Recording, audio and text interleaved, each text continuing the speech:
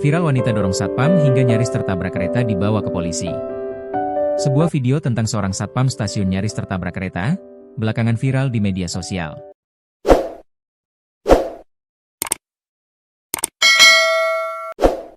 Terlihat pada video, petugas keamanan bernama Julin itu seperti terdorong ke area dalam garis kuning, batas aman area menunggu penumpang dan sisi melintas kereta di peron.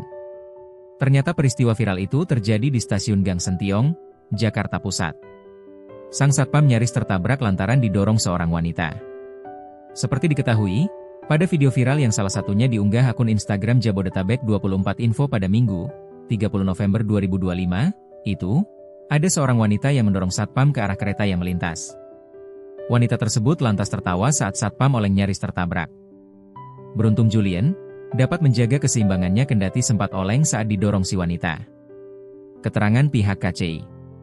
VP Corporate Secretary KAI Komuter, Karina Amanda mengatakan peristiwa itu terjadi pada Sabtu, 29 November 2025. Saat itu, KRL tujuan Bekasi Kampung Bandan sedang memasuki peron 2 stasiun Gang Sentiong. Perempuan itu tiba-tiba mendorong satpam ke arah KRL. Kejadian bermula saat salah seorang pengguna terekam mendorong petugas PKD ke arah datangnya kereta di area peron. Karina dalam keterangan tertulis, Minggu, 30 November 2025. Untuk menghindari kejadian serupa kepada pengguna lain, petugas mengamankan perempuan berinisial Sumiati itu. Saat dilakukan pemeriksaan, Sumiati sulit untuk diajak berkomunikasi dengan baik. Sumiati kemudian dibawa petugas ke Polsek Johar Baru untuk dimintai keterangan lebih lanjut. Untuk keselamatan pengguna komuter lain-lainnya, petugas pengamanan stasiun Gang Sentiong langsung membawa pengguna tersebut untuk dimintai keterangan lebih lanjut, ujar Karina.